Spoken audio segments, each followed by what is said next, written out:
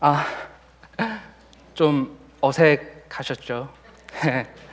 제가 지금 약 10초간 여러분이 앉으신 뒤로 침묵을 했습니다.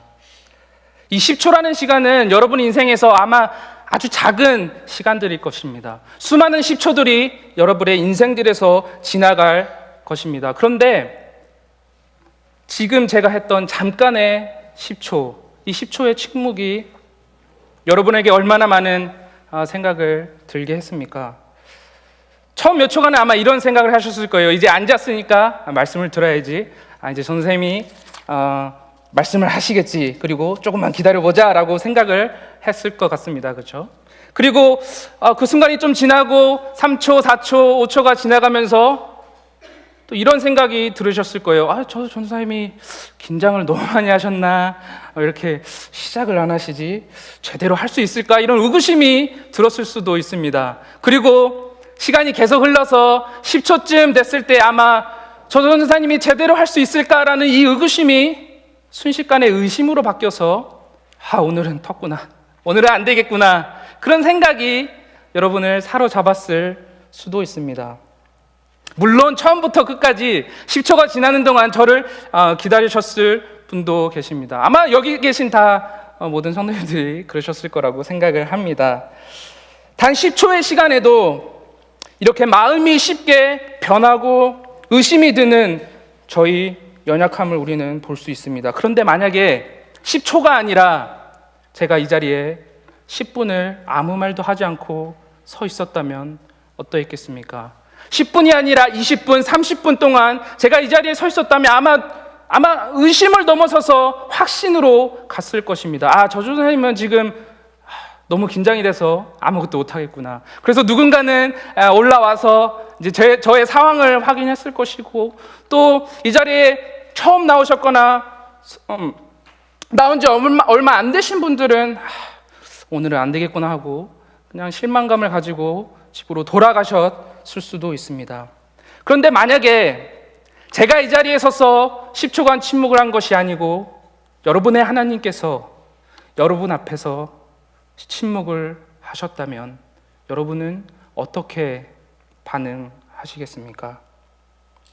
그리고 그 침묵이 10초가 아니라 10분, 1시간, 하루, 1년, 10년, 그리고 혹 여러분의 전 인생을 통틀어서 침묵이라면, 그 인생의 침묵이라면 과연 여러분들의 인생에서 어떻게 반응하시겠습니까? 오늘 본문에서 우리는 하나님의 침묵이라는 영적인 문제를 겪고 있었던 한 인물을 만나게 됩니다. 바로 다윗입니다. 13편 타이틀에 보시면, 제목에 보시면 다윗의 시다라고 기록을 하고 있는데, 다윗은 이 시를 기록을 했습니다. 우리는 다윗이 얼마나 위대한 신앙인이었던 것을 잘 알고 있습니다. 다윗에 대하여 성경은 하나님의 마음에 맞는 자였다, 그를 통해 나의 뜻을 이루겠다, 하나님의 다윗의 보좌가 영영히 서 있을 것이다 라고 평가를 합니다. 이 전무후무한 놀라운 신앙의 평가에도 불구하고 우리가 다윗의 삶을 자세하게 들여다보면 매 순간 다윗의 삶에 하나님의 임재가, 하나님의 침묵이 있었다는, 하나님의 임재가 없고 하나님의 침묵이 있었다는 것을 우리는 발견할 수 있습니다. 그리고 오늘 본문에서 다윗은 그 침묵에 대하여 탄식으로, 간구로 반응하고 있었습니다. 다윗이 정확히 어떤 상황 속에서 어떻게 고통을 받고 있었는지는 우린 본문에서 알 수는 없습니다. 그러나 한 가지 확실한 것은 하나님의 마음에 잘 맞고 합한 사람이었던 다윗마저도 하나님의 침묵하신다라고 하는 그 느낌을 느끼며 살았고 힘들어하고 고통스러워 했다는 사실입니다. 우리는 모두 여지없이 이런 다윗과 같은 삶을 살아가고 있습니다. 각자의 삶의 무게 속에서, 고통과 고난이라는 무게 속에서 우리는 신앙인으로 살아가고 있습니다. 그러나 더욱 우리를 힘겹게 하는 것은 아주 신실하게 신앙생활을 잘 해왔다 한다 하더라도 우리가 그렇게 생각하고 있다 하더라도 매 순간 하나님 앞에서 성경을 읽고 기도를 하고 하나님을 만나는 시간들을 갖고 있다고 하더라도 그럼에도 불구하고 우리 삶에 침묵하는 것과 같은 느낌이 든다는 사실입니다. 하나님이 정말 나와 함께 하시는가? 혹시 나를 잊어버리시는 것은 아닌가 하는 의심이 하나님의 침묵에 의해서 매 순간 찾아온다는 사실입니다.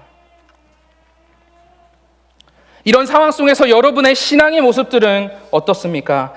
혹 하나님이 침묵한다고 느끼실 때에 여러분의 반응이 어떠합니까? 도대체 하나님 언제까지이십니까? 하나님 왜 침묵하시는 것입니까? 라고 여전히 고통 가운데서 신앙의 삶을 겨우겨우 살고 계십니까? 아니면 하나님 그럼에도 불구하고 저는 하나님의 변함없는 약속을 믿습니다. 그럼에도 불구하고 하나님 그 약속이 주어진 것만으로 내 삶은 충분합니다 라며 그 신앙의 고백으로 매일매일의 삶을 평안함을 느끼고 살아가십니까? 오늘 다윗의 고백을 통하여서 우리가 세 가지로 생각을 해보려고 합니다. 첫째로 하나님께서 우리에게 침묵하시는 것 같은 느낌을 우리가 받는 그 이유가 무엇인가를 생각을 해보아야 합니다. 그리고 하나님께서 침묵하신다고 느낄 때 우리가 우리의 인생에서 집중해야 할 그 한 가지는 무엇인가? 그리고 마지막으로 하나님께서 침묵하신다고 느낄 때에 우리가 그 인생에서 중요하다고 생각하는 단 한 가지를 했음에도 불구하고 여전히 하나님께서 침묵하실 때에 우리가 붙잡아야 할 유일한 소망이 무엇인가? 하나님이 침묵하신다고 느끼는 그 이유, 그 속에서 우리가 집중해야만 하는 단 한 가지의 일, 그럼에도 계속되는 침묵을 견디게 하는 우리의 유일한 소망에 대해서 함께 살펴보려고 합니다.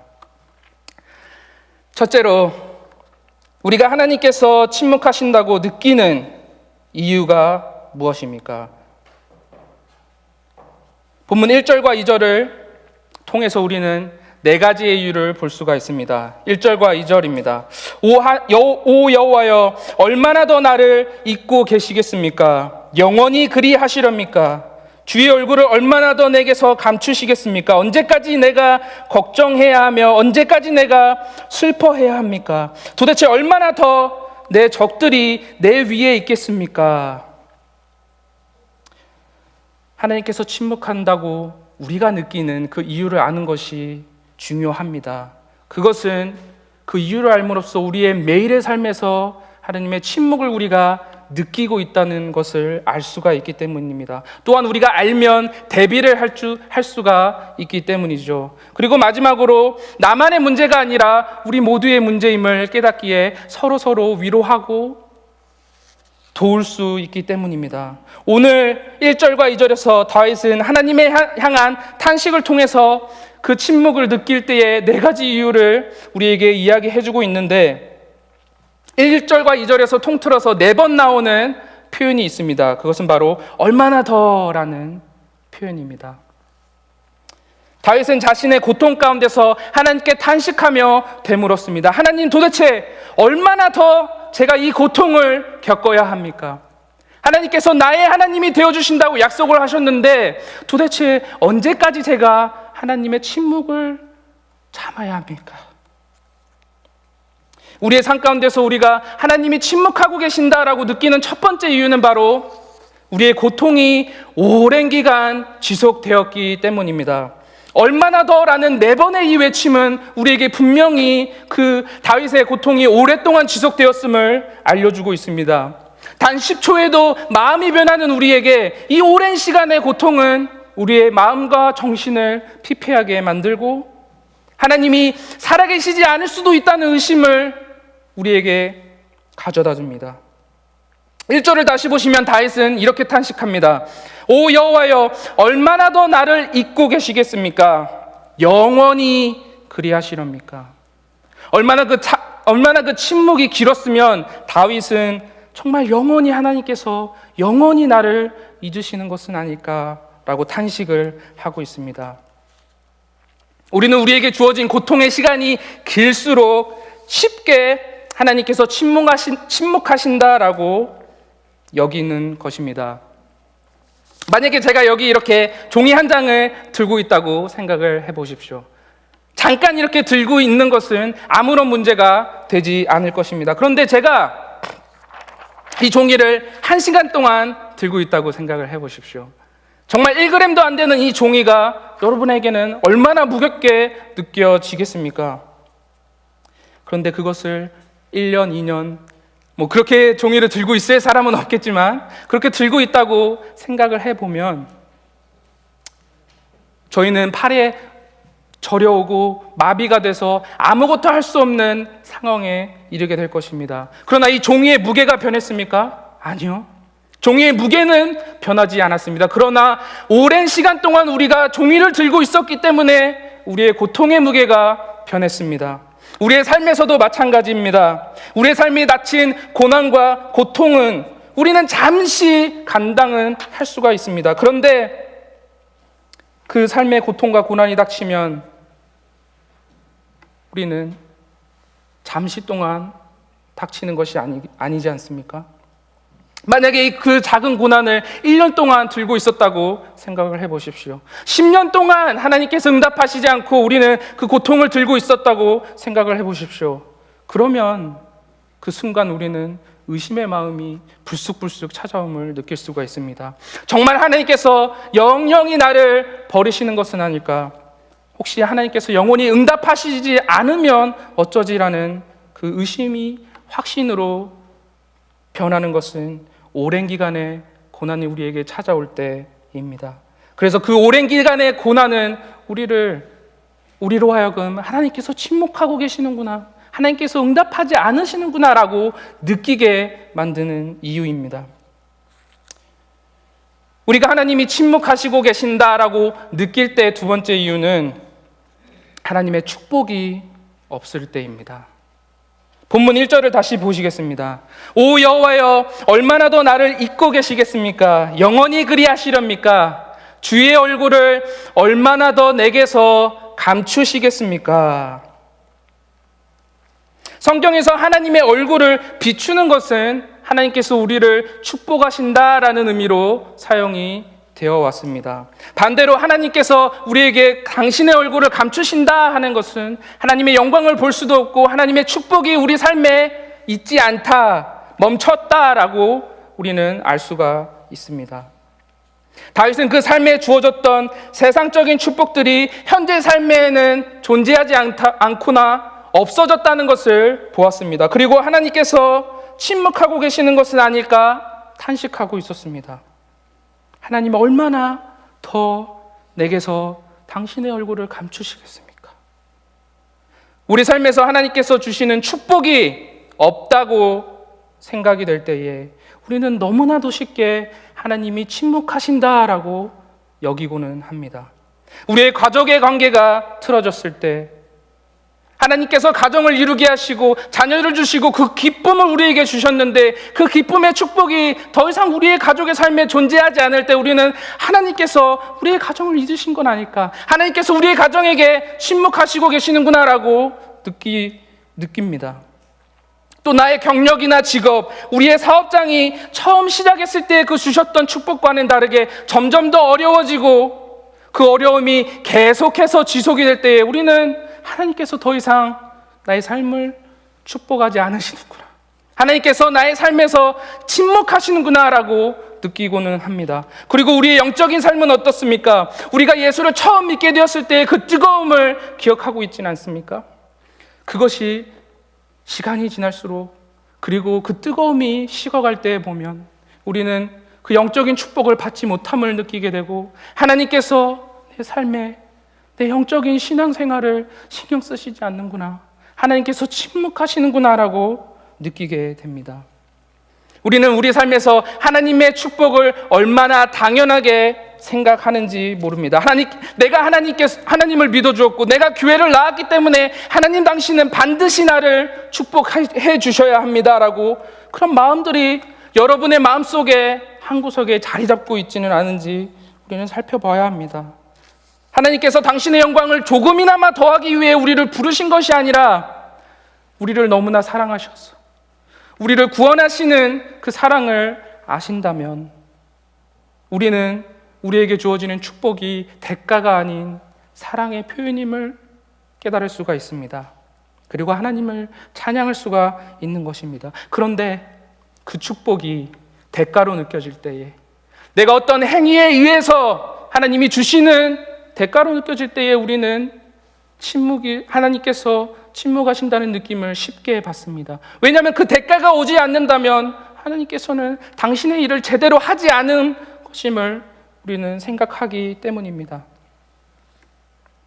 그래서 우리가 생각하는 세상의 축복이 우리의 삶에 존재하지 않을 때에 우리는 하나님께서 침묵하고 계신다라고 여기는 것입니다. 그 세 번째 이유는 마음의 불안함 때문입니다. 2절을 보시면 얼마나 더 내가 걱정해야 하며 얼마나 더 내가 슬퍼해야 합니까? 라며 다윗은 고백을 하고 있습니다. 우리가 하나님의 침묵을 느끼는, 우리의 삶에서 느끼는 이유는 우리 마음의 불안함 때문입니다. 이 불안함이라고 하는 것은 우리의 본질적인 문제인데, 아담과 하와가 하나님에게서 죄를 짓고 단절된 이후로, 에덴 동산에서 쫓겨난 이후로 그들의 마음에는 불안함이 싹 텄습니다. 하나님께서 나를 버리셨구나. 하나님께서 나를 다시금 버리시면 어떻게 하지? 그래서 우리는 우리가 원치 않는 상황과 그런 일들에 빠지게 되면 늘 불안해합니다. 걱정을 하고 슬퍼하고 아무 일도 손에 잡히지 않습니다. 오늘 본문에 보시면 다윗도 그 고통 가운데서 마음속에 걱정이 있었습니다. 불안했습니다. 혹시라도 하나님께서 나를 잊어버리시면 어떡하나? 혹시라도 하나님께서 계속하여 영영이 나에게 침묵하시면 어떡하나? 라는 생각을 했습니다. 그리고 결국 나를 버리시려고 하시는구나 라는 부정적인 생각과 감정들에 휩싸여서 스스로의 영혼을 갉아먹는 상황이 이르렀습니다. 오늘 성경 2절을 다른 버전의 성경을 읽어보면 나의 영혼이 번민하고 종일토록 마음에 근심하기를 어느 때까지 하오며 라며 그 영혼과 마음이 피폐해지고 걱정과 불안에 가득 찬 상황임을 우리는 볼 수 있었습니다. 그리고 그 상황들이 우리 삶에 나타났을 때에 우리의 반응은 하나님께서 침묵하고 계시는구나 라고 느끼는 것입니다. 마지막으로 우리의 적들이 잘 되고 있는 것을 우리가 볼 때에 우리는 하나님의 침묵을 느낍니다. 2절을 계속해서 보시면 언제까지 내가 걱정해야 하며 언제까지 내가 슬퍼해야 합니까? 도대체 얼마나 더 내 적들이 내 위에 있겠습니까? 라고 탄식하고 있습니다. 내 적들이 내 위에 있다라고 하는 것은 적들이 나를 이기다, 나를 물리치다, 패배시키다 라는 의미를 가지고 있습니다. 다윗의 삶을 우리는 잘 알고 있습니다. 살아가면서 사울에게 쫓기기도 하였고 그 아들 압살롬에게도 쫓기기도 하였고 그 말년에는 다른 나라에게 쫓겨서 산속에 들어가서 숨어 살 수밖에 없는 그런 상황들 속에서 다윗은 자신의 적들이 늘 잘 되는 모습들을 보아야만 했습니다. 그리고 그의 삶에 형통함이 없는 것을 깨달았을 때에 다윗은 하나님께서 나에게 침묵하시는구나 라는 생각을 가졌습니다. 우리 삶에서 다윗과 같은 그런 전쟁의 적들이 있는 분은 없으실 것입니다. 그러나 우리는 우리의 주변 사람들을 우리의 적으로 만들곤 합니다. 그들과 나를 비교하면서 말이죠. 하나님, 저 친구의 사업은 정말 그렇게 잘 되게 해주시는데 왜 나에게만 침묵하십니까? 하나님, 저 친구는 자식 농사가 정말 잘 됐고 좋은 대학에 가고 좋은 직장을 얻게 되는데 왜 내 자식에게는 침묵하고 계시는 것입니까? 하나님, 다른 사람들은 축복해 주시고 형통하게 해주시면서 믿지 않는 사람들까지 형통하게 해주시면서 왜 믿는 나의 삶은 형통하지 않게 침묵하시는 것입니까? 우리는 우리의 적들이 잘 되는 것을 보면서 질투가 나고 그들은 우리를 상관도 하지 않는데 우리는 그들을 스스로 적으로 만들며 하나님을 원망하고 하나님께서 우리의 삶에서 침묵하고 계신다고, 우리를 사랑하지 않으신다고 여기며 살고 있습니다. 이런 삶의 결과는 어떠하겠습니까? 참으로 비참한 삶일 것입니다. 오랫동안 마음의 연약함으로, 육체의 나약함으로 정신과 마음이 피폐해져서 그 고통 속에서 우리는 하나님께 기대하는 축복과 형통함이 없었을 때에, 그리고 그 영적 전투에서 매일매일 패배하는 삶을 살았을 때에 우리는 하나님의 형상으로 지음받은 이 놀랍고 아름다운 우리의 삶을 하찮게 여기고, 그리고 그 우리 자신을 만든 하나님을 원망하고 그분의 능력을 제한하는 삶을 살고 있는 것입니다. 역시 나는 안 되나 봐. 나는 역시 그냥 죄 많은 인간이니까 이렇게 살아야지. 하나님께서 나에게 침묵하시고 버리시는 것 같은데 해봐야 아니까 하나님께서 그러시는 거 아니겠어? 라며 하나님의 능력을 제한하고 그의 신앙생활을 멀리하고 결국에는 교회를 떠나게 되는 것입니다. 여러분의 삶은 어떠한 모습입니까? 하나님께서 침묵하실 때에 그 이유를 우리가 아는 것은 너무나도 중요합니다. 이 네 가지 이유 때문에 우리가 하나님께서 침묵하신다라고 느꼈으면 거기서 멈춰서는 안 됩니다. 이 침체 가운데서 벗어나서 다시금 우리는 하나님의 임재 앞으로 가야 합니다. 그러면 그것을 위해서 우리는 무엇을 할 수 있을까요? 별다른 희망이 보이지 않고 영적으로 깊은 침체에 빠져들어가고 있는 상황에서 하나님께서 우리 삶에서 침묵하고 계신다라고 느끼고 있는 그 고통 가운데서 과연 성도는, 그리스도인은 무엇에 포커스를 맞춰야 합니까?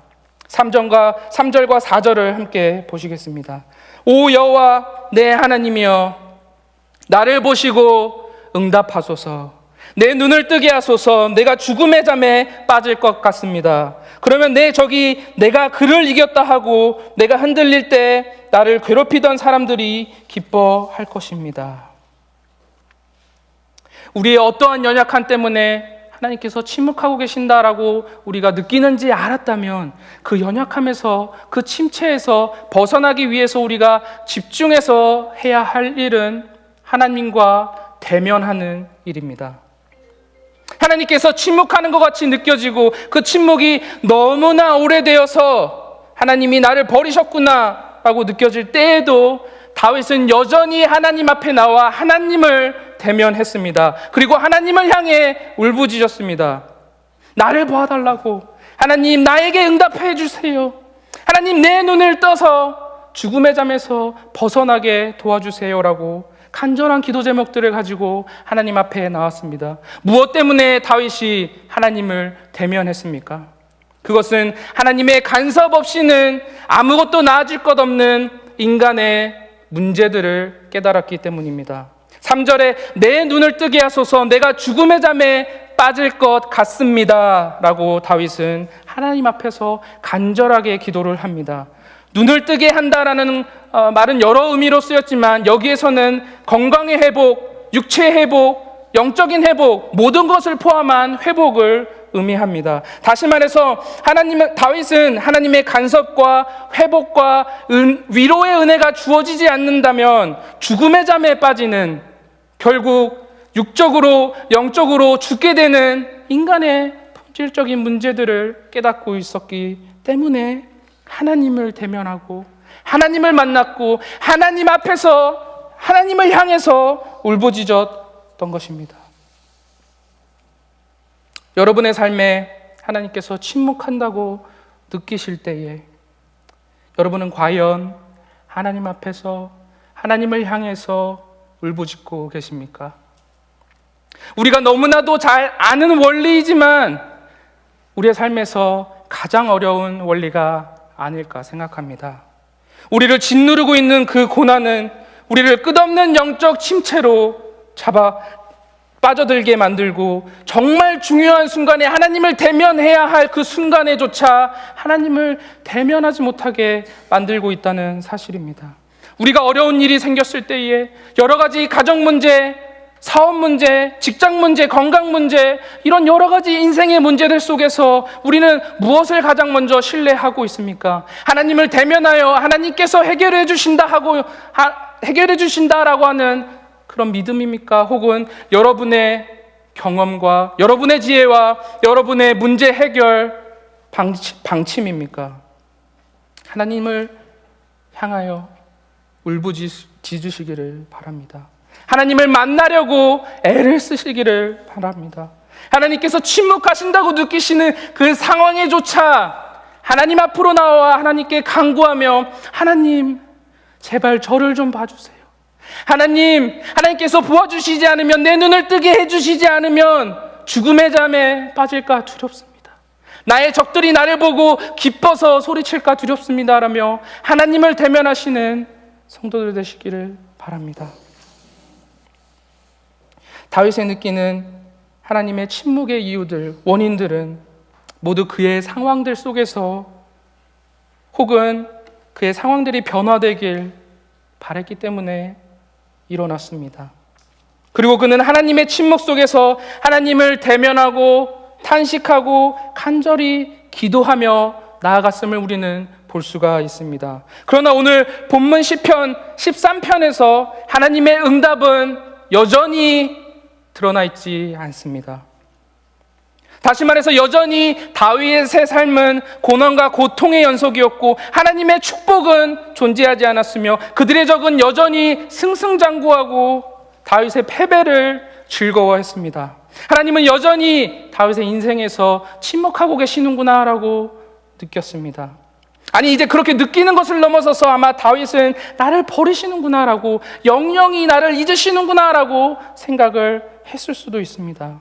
여전히 깊은 영적 침체와 절망 가운데 놓여 있습니다.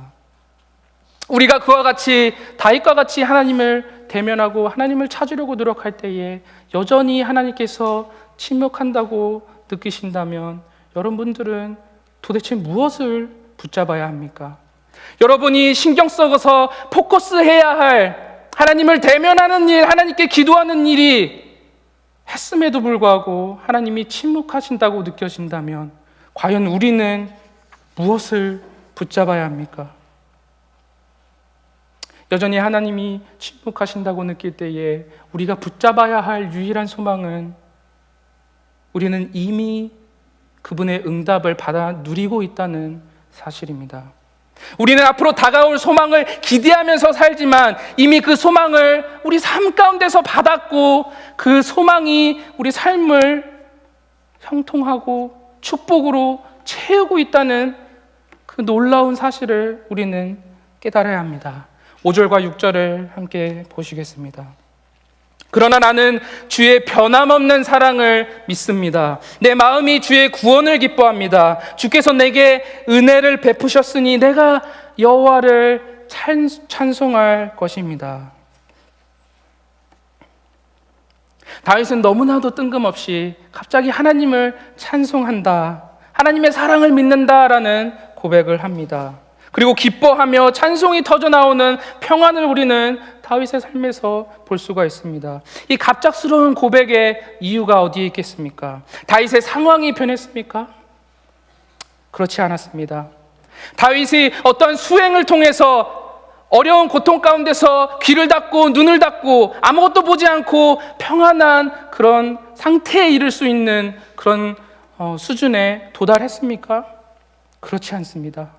다윗의 상황과 그 마음 속에 슬픔과 걱정은 여전했고 그들의 적은 여전히 승승장구하고 있었습니다. 그리고 여전히 하나님께서 침묵하고 계시는구나라고 느끼고 있었습니다. 그러나 그 가운데서도 그럼에도 불구하고 다윗은 변함없는 하나님의 사랑을 믿는다라고 고백을 합니다. 주께서 내게 은혜를 베푸셨다라고 고백을 합니다. 변함없는 사랑은 구약에서 쓰일 때에 하나님의 언약의 사랑을 이야기할 때 쓰였습니다. 그래서 주로 하나님의 신실하심, 하나님의 실패하지 않으심의 그 약속을, 언약을 의미하고 있습니다. 다윗은 다시 얘기해서 그 하나님의 신실하심의 소망을 붙잡았던 것입니다. 자신의 능력을 통해 상황을 변화시키기보다, 그리고 그 상황의 변화를 통해서 어떤 응답을 얻기보다는 여전히 하나님께서 침묵하는 가운데서도 하나님의 신실하신 그 능력을 다윗은 믿었습니다.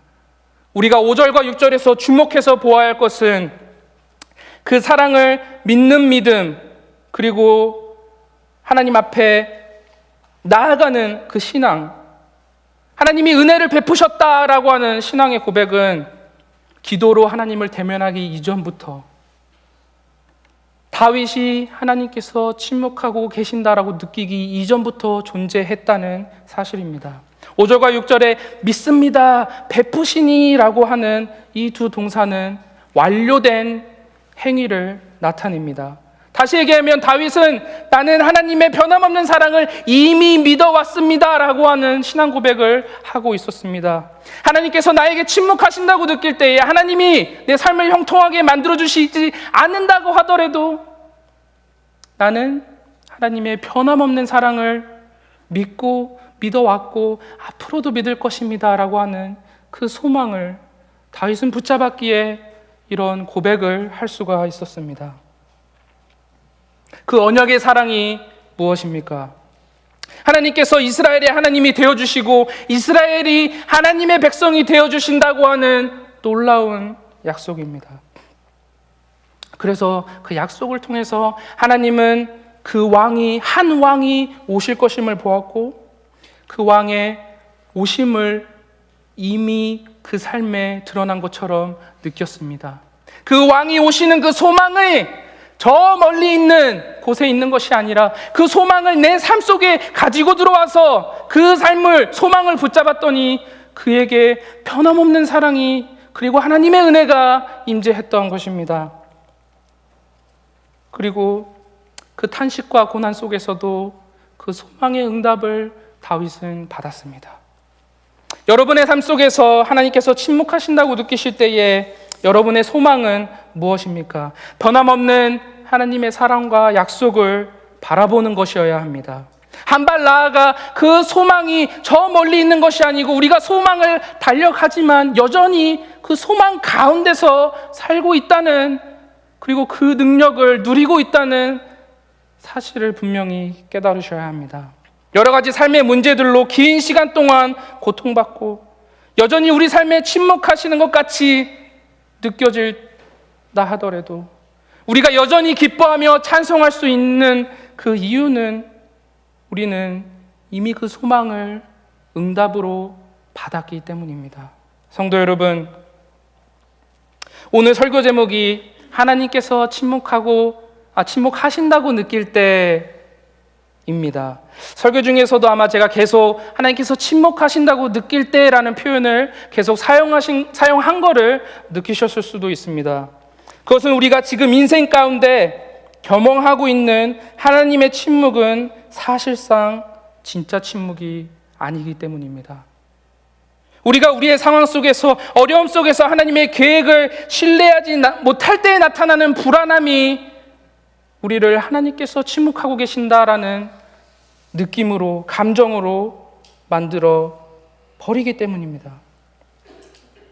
만약 하나님이 인류가 죄를 짓고 그 결과 다시는 하나님과 교제할 수 없는 그 행복한 삶을 살지 못하는 상황에서 정말 우리에게 침묵하셨더라면, 하나님께서 우리가 정말 중요한 인생의 문제 속에서, 우리의 영혼이 달린 문제 속에서 침묵하셨더라면 여러분은 이 자리에 있을 수도 없는 것을 깨달으셔야 합니다. 여러분의 소망이 무엇인지, 여러분의 변함없는 사랑이 하나님으로부터 오는 게 그 뜨거운 사랑이 무엇인지 깨달을 수 없었을 것임을 우리는 깨달아야 합니다. 우리에게 정말 중요한 것이 무엇인지 깨달았다면, 이미 알고 있다면 우리는 그 응답을 이미 받았다는 것을 깨달아야 합니다. 하나님의 진짜 침묵을 우리는 경험조차 해보지 못했습니다. 그러나 우리는 그 진짜 침묵을 알고 있습니다. 우리의 인류가 죄에 빠지는 그 순간 하나님은 진짜 침묵을 계획하셨습니다. 우리의 죄로 인해 우리에게 주어졌어야 할 그 하나님의 영원한 침묵을 단 한 분, 그 분의 아들에게 계획을 하시고 그분에게 떠넘기셨습니다. 영원하고 절망적이고 그 누구도 감당할 수 없는 그 하나님의 침묵을 여러분이 당해야 된다는 사실이 너무나 마음이 아프셔서 여러분을 사랑하셔서 당신의 아들에게 그 침묵, 그 영원한 진짜 침묵을 주셨습니다. 그 침묵이 얼마나 컸는지 그 아들의 고통의 절규를 우리는 알고 있습니다. 나의 하나님이여, 나의 하나님이여, 왜 저를 버리셨습니까? 저와 여러분은 하나님께 버림받은 적이 없습니다. 왜냐하면 예수님께서 여러분이 받아야 한 진짜 영원한 절망의 침묵을 십자가상에서 받으셨기 때문입니다. 그것이 여러분이 붙잡아야 하는 유일한 소망입니다. 여러분이 이미 응답을 받은 것은 예수 그리스도로 말미암아 우리가 받아야 할 그 진짜 침묵을 우리가 받지 아니하고 예수 그리스도께서 십자가상에서 받으셨다고 하는 그 놀라운 응답이 우리의 소망으로 우리의 가슴 속에 자리 잡고 있는 것입니다. 하나님의 침묵으로 얼마나 많은 고통의 시간을 경험하고 계십니까? 그 침묵이 너무나 길어서 정말 하나님이 이러다가 나를 버리시는 거 아닐까라는 의심에 빠져 계시는 것은 아닙니까? 도대체 침묵이 왜 나에게만 있는지, 다른 적들은 형통하는데 왜 내 삶은 이렇게 고통과 고난의 연속인지, 내가 정말 하나님의 자녀가 맞다면 하나님이 나를 이렇게 내버려 두시지는 않을 텐데라는 마음에 빠져 계시지는 않습니까? 혹시 너무 이 침묵이 힘들어서 교회를 나오는 것은 해답이 아닌가 보다라며 교회를 떠나기에 준비하고 계시는 것은 아닙니까? 여러분, 그럴 때마다 우리는 2000년 전 십자가를 기억해야 합니다. 십자가상에서 하나님의 진짜 침묵, 하나님이여 하나님이여 왜 나를 버리십니까? 라는 그 절규에도 불구하고 그를 죽게 내버려뒀던 하나님의 그 진짜 침묵 때문에 우리는 그 침묵을 받지 아니하고 이 자리에서 그 소망을 우리 가슴 속에 품고 살아갈 수 있는 것입니다. 그 하나님의 계획과 완전하심을 우리가 신뢰한다면 여러분의 삶 속에서 하나님의 침묵이 있다 하더라도 그 침묵이 단순한 침묵이 아니라 하나님의 신실한 계획의 일부분임을 신뢰할 수가 있고, 여러분은 장차 다가올 그 영광의 순간을 바라보며 오늘 하루하루를 평안한 가운데 살아갈 수가 있는 것입니다. 오늘 이렇게 하나님의 계획을 신뢰할 때에 하나님이 침묵하시는 것처럼 보이고 그런 삶을 살고 있음에도 모든 낮아짐 성도 여러분께서는 우리에게 주어진 가장 소중하고 중요하고 유일한 소망인 예수 그리스도로 말미암아 영원한 구원의 소망과 평안을 매일매일의 삶에서 누리시면서 살아가시는 여러분 되시기를 바랍니다. 기도하겠습니다. 살아계신 하나님 아버지, 감사합니다. 예수 그리스도의 놀라운 구원의 역사로 인해 우리 삶에 소망이 넘치게 하심을 참으로 감사합니다. 우리는 때때로 연약하여서 여전히 하나님께서 침묵하신다고 느끼며 고난과 고통 가운데서 힘겨워하며 살아가는 존재들입니다. 그러나 자비하신 하나님께서 여전히 우리를 지키고 계시고 여전히 우리를 변함없는 사랑으로 보호하고 계심에 우리는 담대히 하나님을 대면하며 기도의 자리로 나아가고 있습니다. 하나님, 우리의 마음을 지키시고 매일매일의 순간에 하나님을 느끼게 하시며 그 가운데서 예수 그리스도가 주는 평안을 깨달을 수 있도록 우리의 삶을 지켜 보호하여 주시옵소서.